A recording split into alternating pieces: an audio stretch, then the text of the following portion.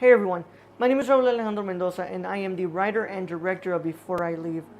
I am currently a student at the University of Houston studying media production with a concentration in film production and a minor in Mexican American studies. Before I Leave looks at the story of Natalia, a young gay Latina who brings her partner disguised as her friend to her family's dinner 2 days before she is to leave back to college. During this dinner, she is caught being intimate with her partner by her mother. She uses the next 2 days to really understand herself, her culture, but most importantly her sexual identity and how that plays into her identity of being a Latina.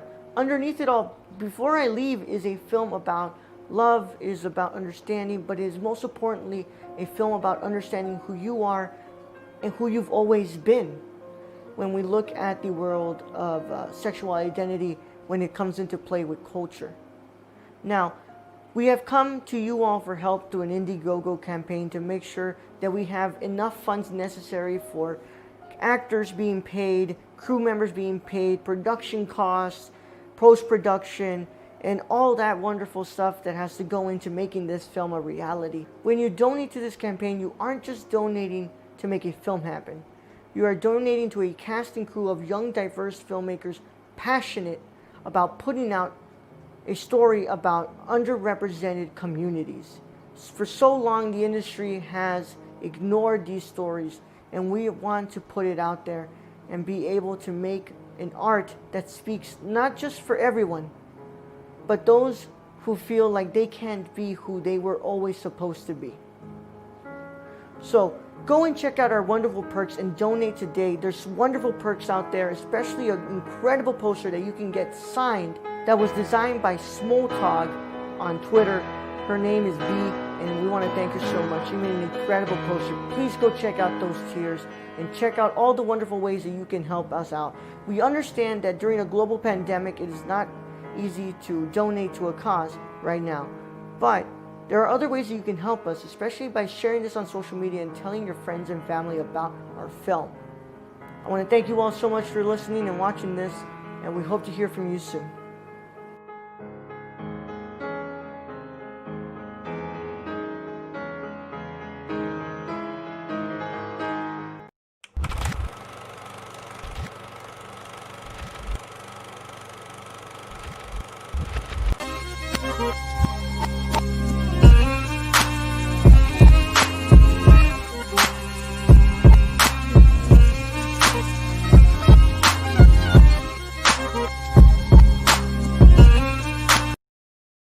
Welcome back, everybody, to the Nerdcore podcast. The podcast reviews movies and talks that nerd shit.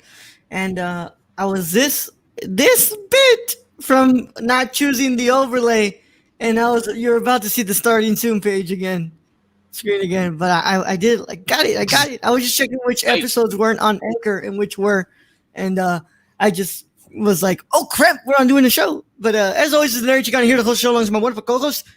What's up, everybody? Welcome to the show that reviews movies that hopefully you haven't seen before. Hopefully, right? That is the question. That is. Yep. But Brad, we are back for another Saturday morning review on a Thursday night. Of course, early and bright for the patrons. But until then, there is a little gift in our Anchor for you guys. You've been waiting months for it because I'm lazy as fuck. Yep. That he is, my friends. That he is. A new unstructured episode, only because Mr. Chillzone said he missed them. Yeah. That's the only reason I made it. Why is there 2 segments in here, by the way? Because I had to pause it because Dixie started barking, and I'm like, Jesus, dog, I'm recording. I love how you can add the ad, but you can't add the pre-episode intro, which I don't know where the pre-episode intro is. Oh, you go to the library, Brad, and you just type in there. In the fucking library. Okay, so when you go to the library, you just type up there the space episode, and it'll come up. I don't know that shit. Well, now you do. No, I do. Hey, I'm not gonna lie, man. Yesterday was a long explanation of how to use OBS in the Stream Deck. Hey, it worked. I streamed yesterday. The only thing that didn't work was freaking the Fall Guys server. Although I got some funny clips from it for sure. Oh man, but yeah, we're glad to be here with you guys and to make sure that you guys are having a good day. We hope so. We're going to be talking about Charlie Kaufman's I'm Thinking of Ending Things today. And yes, I know what you guys are saying. Guys, The Devil All the Time just came out. What are you guys not going to review that? That's for That's next next week. week. That's Next week. Next I've week. already watched it. Ro's got to watch it though. Yep. I would like to say that I did not watch this movie today. I watched it days early, this one. So, look what happens when you drop. It like a week ago or something. Yeah. Look what happens when you drop your most stressful class. You get to have more time on your hands. Woo! So except today's been filled of pure editing and just we're gonna be having ourselves an Among Us stream in a little bit. So and then tomorrow and probably the weekend we'll be streaming Call of Duty Black Ops Cold War Alpha. Let's hope that the servers are good for that. Yeah, I mean, like I tried getting into it today and it's like, nah, bro. Like we ain't starting yet. Yeah. I'm like, okay. I'm leaving that downloading overnight. So yeah, it took me about when I started. I started from 10 and it took me till about 5. So it took a while. Took a long time. Yep. Well, hopefully it's all night that it gets to download for me. But I'm excited. I'm glad that we were able to do this, and I'm getting ready to you guys saw the video in the beginning. Happy to say that we are 62% funded, man. So yeah, I went to sleep and we were like, I think $30. It was less than $30 away from the halfway point, 2,000. And I woke up and it was almost like 2,500. I'm like, okay, that's cool. Yeah, you're like, wow. So they really are coming through for him. Mm-hmm. Yeah, I bet Brad's saying, why can't they be on the Patreon like that? Oh man! Like, do we not entertain you? Are you not entertained? Oh, we love you guys, whether you're in the Patreon or not, dude. We love you guys. Yeah, we definitely don't do this for money. No, we don't at all. It's for the laughs. But the entertainment. Wait until the Among Us. I just love Among Us because it's just 10 of us being dumb. Like me and Rolo are probably gonna get in a shouting match tonight just because I know how we are. Because he's gonna start shouting at me and calling me dumb. Be like, "Look here, motherfucker! I ain't the imposter." Yeah. But I'm happy that we are able to do this, man, and happy that I'm heading on my way to getting this thing fully funded. I'm just get in there. You're close. Yeah, it's been a long day. Contacting between 2 different actresses who want to audition, so we're getting there. You're gonna have a lot of stuff to ask me from our interview. So yeah, it's gonna be a lot of fun. But in the meantime, we're gonna get ready to talk about the good old Charlie Kaufman's I'm Thinking of Ending Things. And let me go ahead and get my information pulled up. As always, what's it called? I do not have my iPad plugged in. I'm sorry about that. But you should know how this works by now. You should know how this works by now, guys. But let me go ahead and pull this up. Unless you're new here, then you have no idea what's going on. Yeah, you have no idea what's going on here. But apparently I exited out of my damn info. But it's all good because in a click or two, I am there. All right. For those of you who have never watched Charlie Kaufman's I'm Thinking of Ending Things, which probably means most of the world because it just came out last week, you guys should probably click off this if you care about spoilers. But if you don't care about spoilers, then we're going to go ahead and keep on going. I will tell you this. This is a movie that I could spoil to you, and you still won't understand what the hell is going on here. So, yeah. Either way, your spoiler warning is in effect in 5, 4, 3, 2, 1. Hee. Meh. All right, dude. Let's get this going. I'm Thinking of Ending Things is a 2020 American psychological drama written and directed by Charlie Kaufman. The film is based on a 2016 novel of the same name by Ian Reid, and stars Jesse Plemons, Jesse Buckley, Toni Collette, and David Thewlis. I'm Thinking of Ending Things was released in select theaters on August 28, 2020, and on Netflix on September 4, 2020. It received positive reviews from critics with most praise directed to Plemons and Buckley's performances and the film's uniqueness and cinematography. Great. That was a small, what's it called, intro. Cinematography by, whoa, yeah. Them, what's it called? Them Icelandic. Oh, no, the Polish names are hard to say. What does the slash and the L mean? What is that? Okay, this is the same cinematographer of Cold War, Loving Vincent, and Ida. So I'm gonna just say it like that. I don't know who he is. I don't know how to say his name. Last name Zoll. Zal, yeah. Probably Aiden knows how to say this. Luke Zoll. Yeah. And it's clocked in at 2 hours and 14 minutes. And of course, on Netflix for you guys to watch if you haven't watched it yet. Um, let's go ahead and get into this with some initial thoughts, Brad. I'm going to be really real with you, Brad. This was a hard one to process after watching it because it took a lot more brain power than I thought. But after it sat more, I ended up liking it a lot and a lot more. So I gotta say, this is my second favorite movie of the year so far. As you know, it's not. I wouldn't say like. I wouldn't say that this is better than the Five Bloods because the Five Bloods is great. But I would say that this definitely left a mark on me where it's like, okay, this is definitely something I'm thinking about more than I was thinking about the Five Bloods because what I'm thinking about more in the Five Bloods is pretty much just the performances. I mean, and those movies are apples and oranges. The Five Exactly. Bloods is pretty straightforward. Yeah.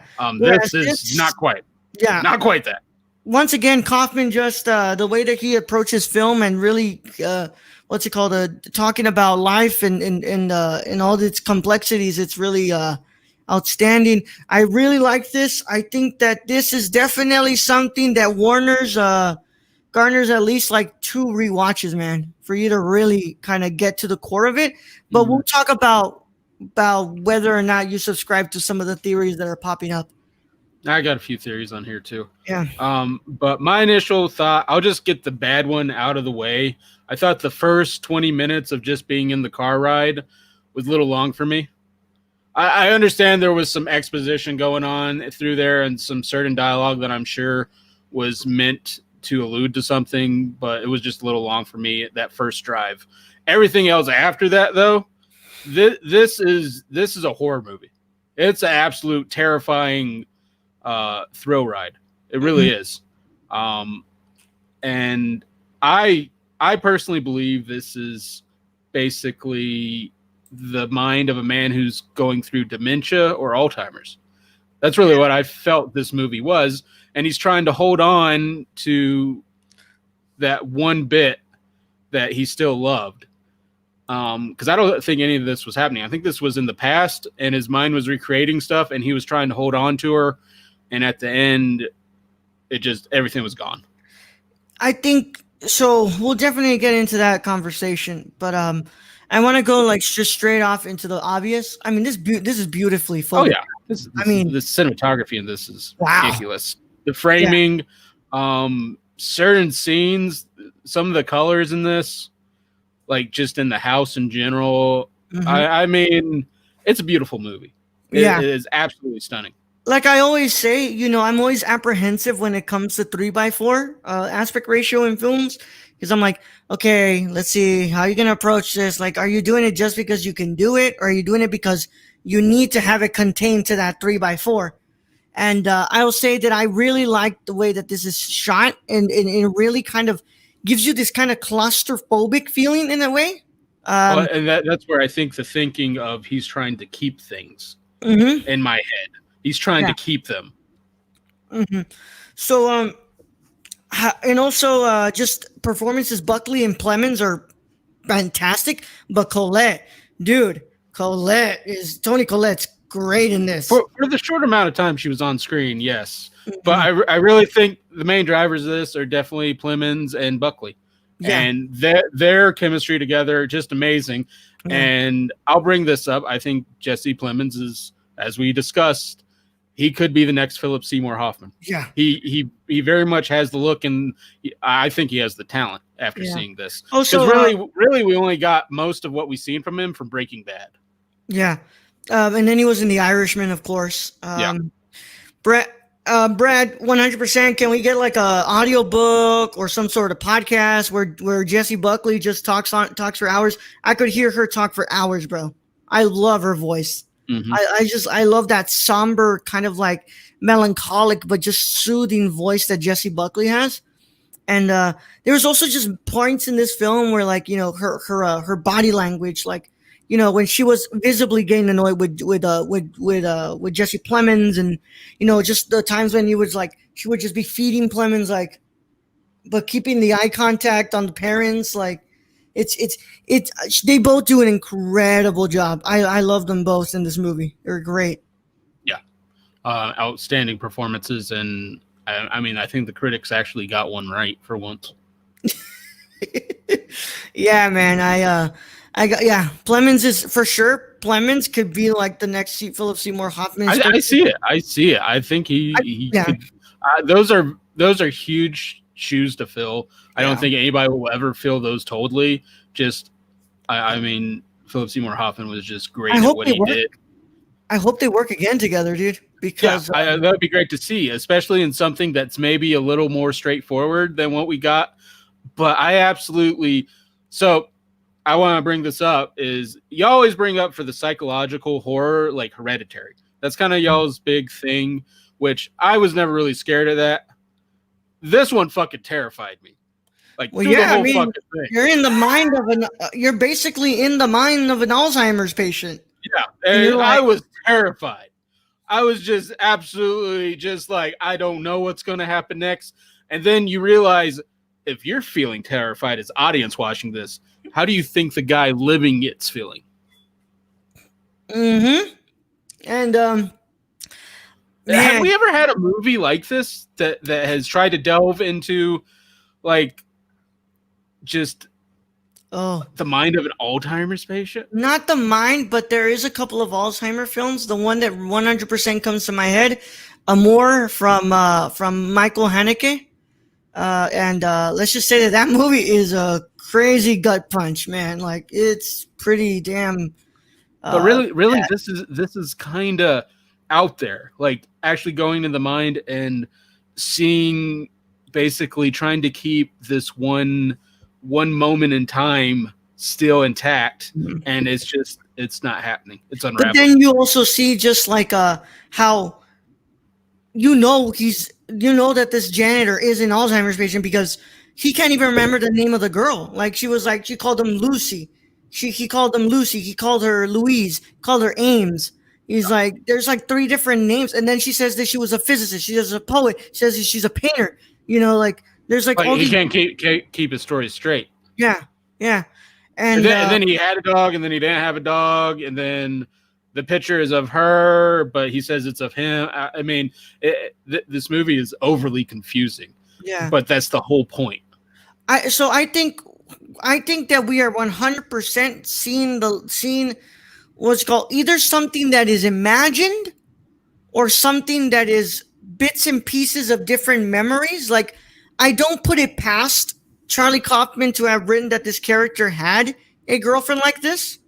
No, I can see these memories happening, but they're getting lost to each other.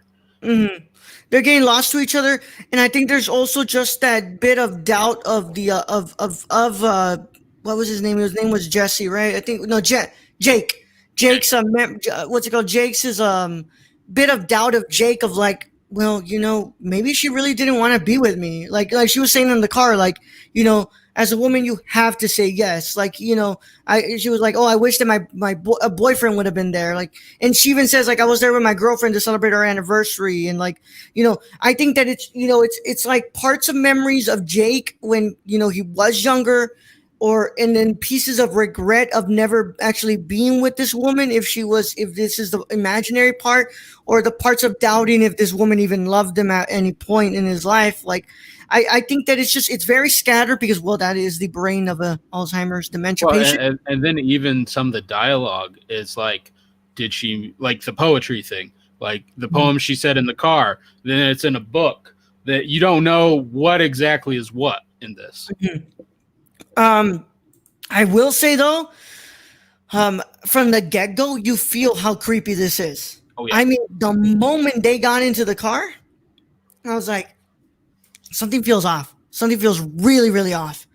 And just like I kept saying, like there was this one scene where, and I wish I could, zoom in right here, but where Jesse Plemons was kind of going like this with his beard, but then he was kind of going like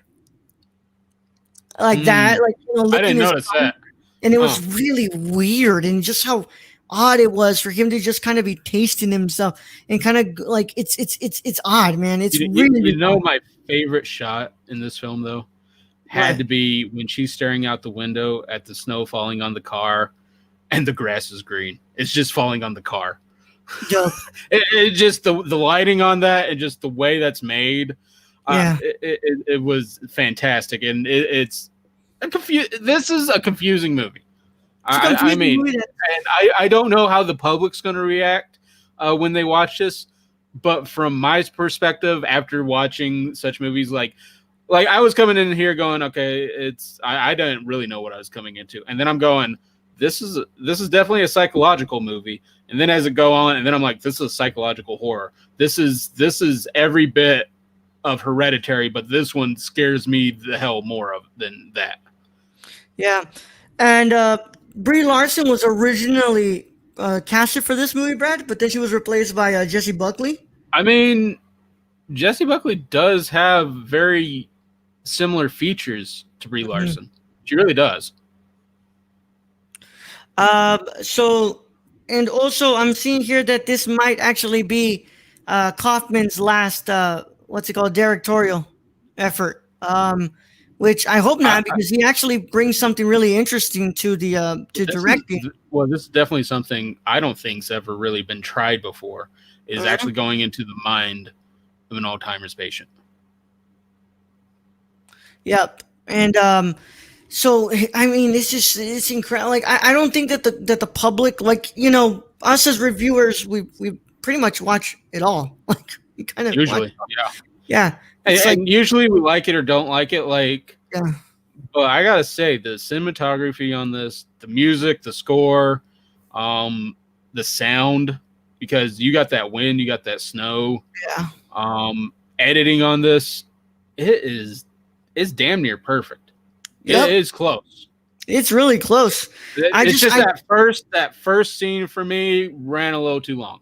I get it was meant to build tension, but I don't think you needed it that long to build tension because the whole fucking movie builds tension. Yeah, kind of like, okay, we get it. This is a long car drive. Like, Yeah, come on, like there's time out. farmhouses, yada yada yada. Yeah, but Let's move on. Although, and then when they get out of the car and the mom's just standing in the window waving, and she's continuously waving, and she's just yeah, waving, and I'm just like, oh god, like what? And then she doesn't come. Then the parents don't come down the stairs to greet them, and you're like, what the fuck are we watching? And then it starts. Then you start to understand a little more, and then it keeps cutting back to the janitor, and then it cuts back to yeah. what's going on in his mind, and you start to realize, And also what he's watching, like, the Robert Zemeckis film that he was watching on the yeah. TV. I And was wondering if that was an actual film. I think so, Brad. Okay. Or either Robert Zemeckis just filmed a Filmed a small short, segment, yeah, a short segment for this film. in the diner and all that. Yeah, Yeah, that's the thing, and that even ends up because he's like, we met at the diner, and it's like, no, dude, you just watched that in a fucking movie. Mhm. Yeah.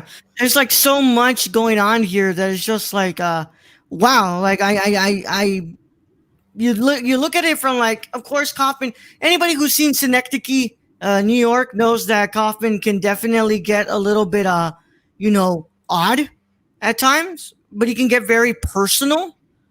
But he also, what's it called? He hammers a lot of interesting, references, like the John Cassavetes' "A Woman Under the Influence."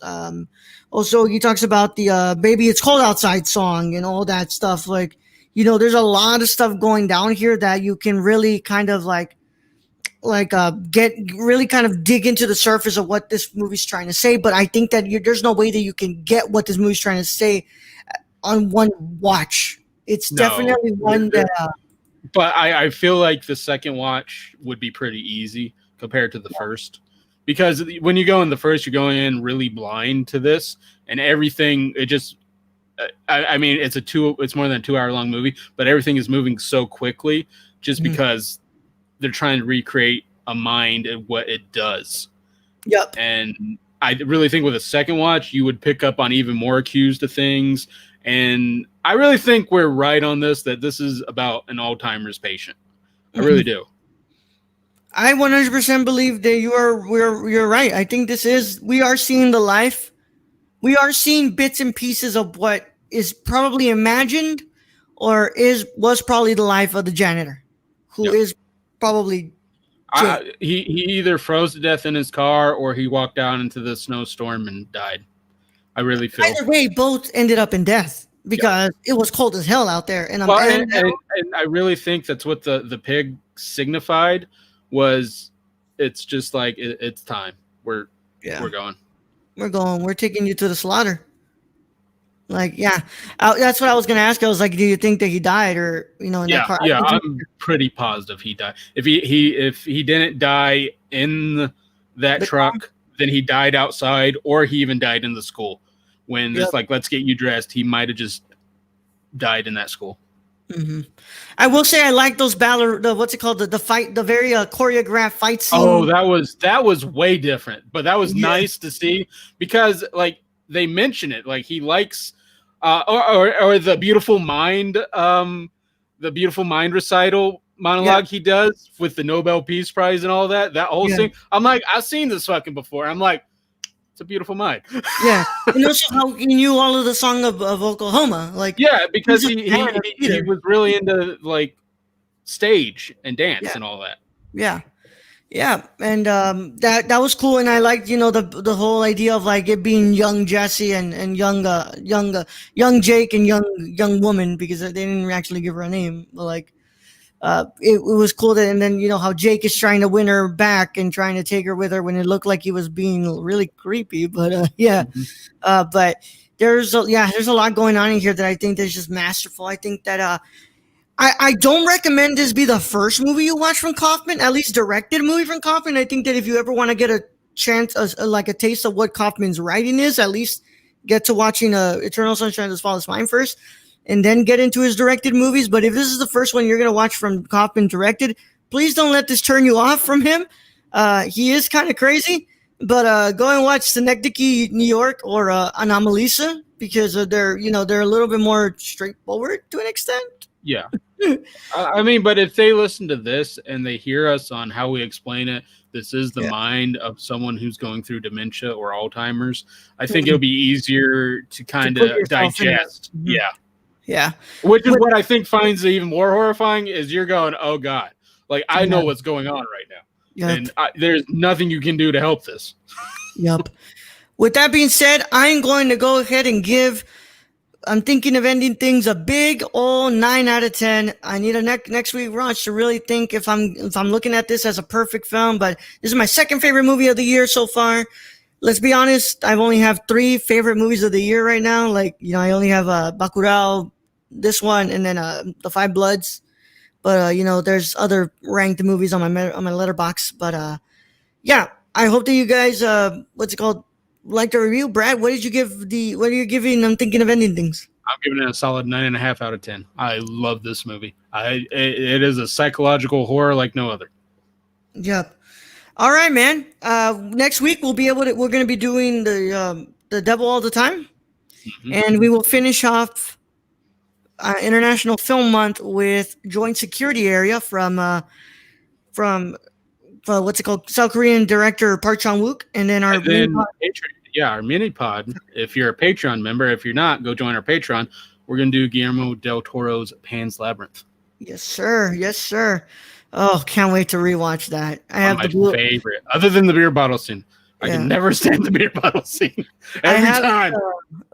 Brad, did I tell you that my Criterion, what's it called, box set that I have of Del Toro is out of print now?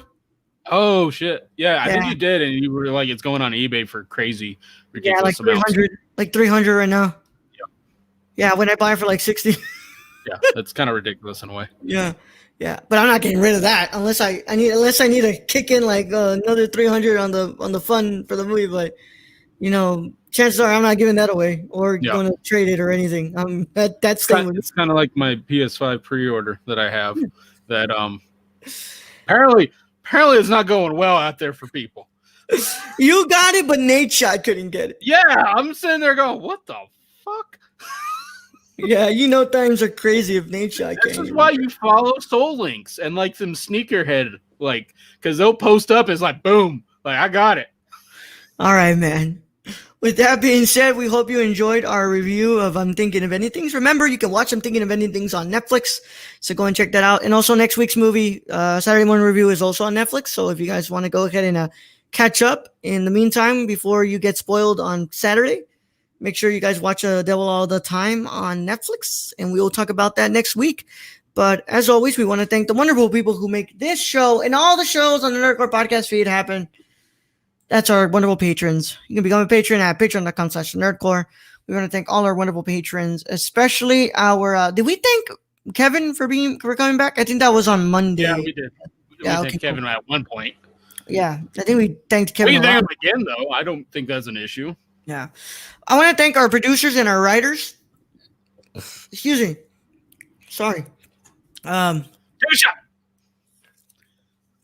I want to thank our producers and our writers, our associate producers, Cassie and Sarah.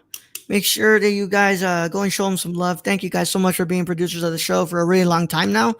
I want to thank our executive producers, Grayson Barker, who you can follow at Warlord Hitman 98 on Instagram. No, Warlord One Bar on Twitter, Grayson Barker 98 on Instagram, and you can follow our other wonderful executive producer, Partish Jasudison.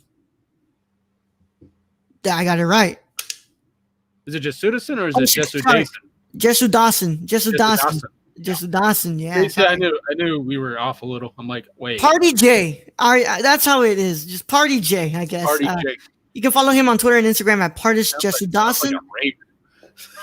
JESUDASCN. Partish Jesu Dawson. Follow to him. Just follow us, and then we can link you to him. Yeah. Partish Jesu Dawson. And also, Shane is our other executive producer. Where can they find him? You follow our friend Shane at twitch.tv/XSRK or on Twitter at XSRK_. All right, man. And also, thank our writers, our wonderful Brown Rice 96 on Twitter, Instagram, YouTube, Twitch, wherever you can find him. He's been really patient about us not doing his movies. I mean, we'll get to Terminator. We will. Yeah, we will. We At will. least the first two. Fuck yeah, at least the first two, bro. Because it's gonna First two are good. I think it's gonna be a pain in the ass to get to the last ones.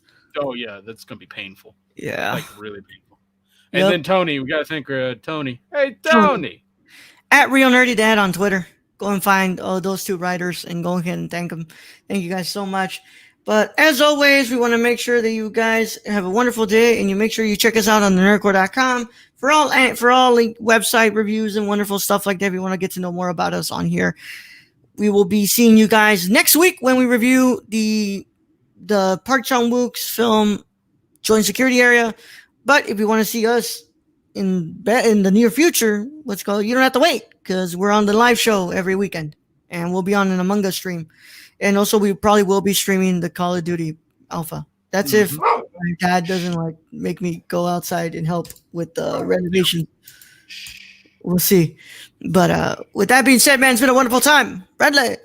All right, we're all thanking you being hosts as always. Thank you to all the listeners out there, all our Patreon supporters. We appreciate each and every one of you. My dog is getting a little testy with me, so I got to get going. But I will see y'all when I see you. Watch us play Among Us. Watch us play Call of Duty. Join our streams. Chat with us. We love you all. Young Yoda out.